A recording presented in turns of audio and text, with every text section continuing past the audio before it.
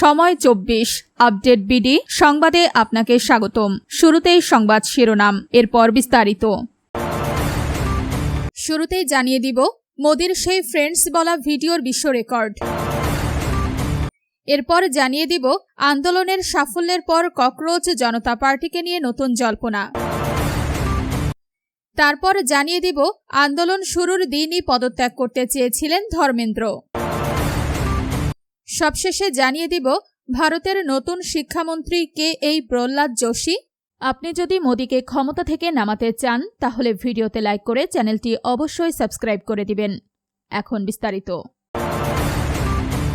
মোদির সেই ফ্রেন্ডস বলা ভিডিওর বিশ্ব রেকর্ড ভারত জুড়ে ছড়িয়ে পড়া অভূতপূর্ব শিক্ষার্থী আন্দোলনের মুখে সম্প্রতি ভিন্ন কৌশলে হাজির হয়েছিলেন ভারতের প্রধানমন্ত্রী নরেন্দ্র মোদি।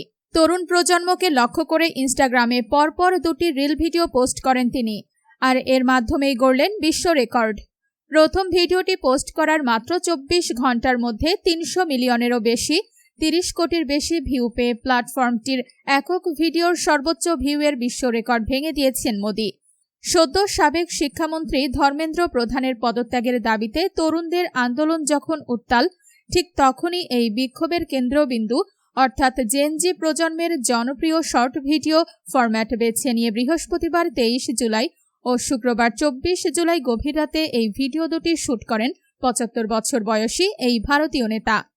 এর আগে ইনস্টাগ্রাম রিলের সর্বোচ্চ ভিউয়ের রেকর্ডটি ছিল জনপ্রিয় ইউটিউবার আইশো স্পিড এর দখলে, যা তিনি চলতি মাসের শুরুতে বিশ্বকাপ ফাইনালের পর কে পপ ব্যান্ড বিটিএস এর সঙ্গে সাক্ষাতের সময় ধারণ করেছিলেন।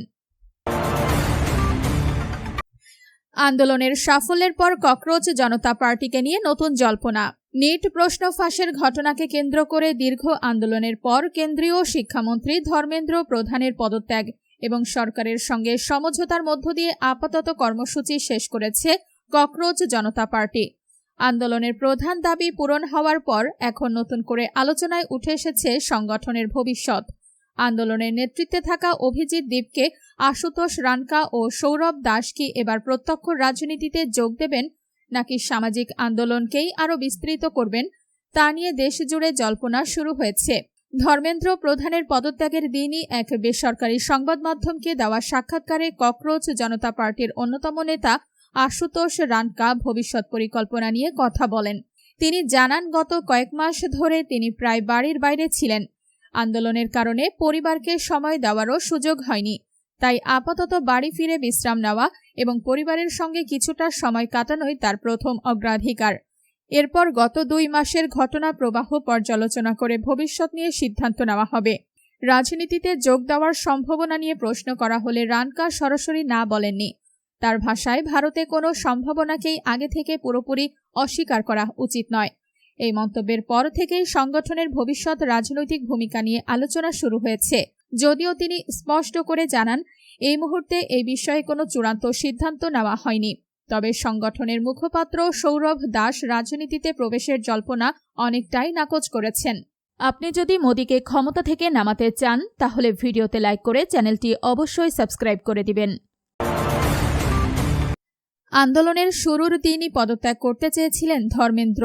ভারতের নিট প্রশ্ন ফাঁস ও পরীক্ষার অনিয়মের জেরে সৃষ্ট তীব্র উত্তেজনার মধ্যেই কেন্দ্রীয় শিক্ষামন্ত্রীর পদ থেকে ধর্মেন্দ্র প্রধানের পদত্যাগের পর চাঞ্চল্যকর এক দাবি করেছেন মধ্যপ্রদেশের মন্ত্রী কৈলাস বিজয় বর্গীয়। তার ভাষ্য, দিল্লির যন্তর মন্তরে ছাত্র আন্দোলনের প্রথম দিনেই পদত্যাগ করার ইচ্ছা প্রকাশ করেছিলেন ধর্মেন্দ্র প্রধান। শনিবার 25 জুলাই ইন্দোরের সংবাদ সংস্থা পিটিআই এর সঙ্গে আলাপকালে বিজেপির এই বর্ষীয় নেতা জানান, শিক্ষার্থীদের আন্দোলন শুরু হওয়ার সঙ্গে সঙ্গেই ধর্মেন্দ্র প্রধান দলের সভাপতির সঙ্গে যোগাযোগ করে জানিয়ে দিয়েছিলেন যে দল যদি মনে করে তবে তিনি তাৎক্ষণিকভাবে শিক্ষামন্ত্রীর পদ ছাড়তে প্রস্তুত আছেন। তবে সেই সময় দলের সভাপতি তাকে পদত্যাগ না করার পরামর্শ দিয়ে বলেছিলেন যে এ বিষয়ে তখনও কোনো চূড়ান্ত সিদ্ধান্ত নেওয়া হয়নি এবং বিষয়টি নিয়ে আর সামনে এগোতে নিষেধ করেছিলেন। পরবর্তীতে যখন পরিস্থিতি ও দলের নীতি নির্ধারকরা পদত্যাগের প্রয়োজন অনুভব করেন তখনই তিনি স্বেচ্ছায় পদ থেকে সরে দাঁড়ান। ভারতের নতুন শিক্ষামন্ত্রী কে এই প্রহ্লাদ যোশী।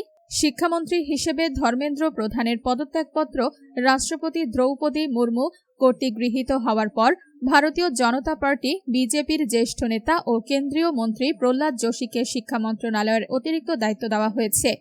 প্রধানমন্ত্রী নরেন্দ্র মোদীর কাছে ধর্মেন্দ্র প্রধানের পদত্যাগপত্র জমা দেওয়ার মাত্র কয়েক ঘন্টার মধ্যেই এই নতুন দায়িত্ব ঘোষণা করা হয়। বর্তমানে প্রহ্লাদ ভেঙ্কটেশ যোশী কেন্দ্রীয় ভোক্তা বিষয়ক, খাদ্য ও গণবন্টন এবং নতুন ও নবায়নযোগ্য জ্বালানি মন্ত্রণালয়ের দায়িত্বে রয়েছেন। এর পাশাপাশি এখন থেকে তিনি শিক্ষা মন্ত্রণালয়ের তদারকিও করবেন। 2024 সালে নরেন্দ্র মোদীর মন্ত্রিসভায় ফিরে আসা 5 বারের এই সংসদ সদস্যকে বিজেপির শীর্ষ নেতৃত্বের অন্যতম বিশ্বস্ত ও আস্থাভাজন নেতা হিসেবে গণ্য করা হয়। 1962 সালের নভেম্বরে উত্তর কর্ণাটকের একটি ব্রাহ্মণ পরিবারে জন্মগ্রহণকারী যোশী অল্প বয়সে রাষ্ট্রীয় স্বয়ংসেবক সংঘের RSS সাথে যুক্ত হন। 1996 সালে কর্ণাটক বিধানসভায় নির্বাচিত হওয়ার মাধ্যমে তার রাজনৈতিক জীবন শুরু হয়।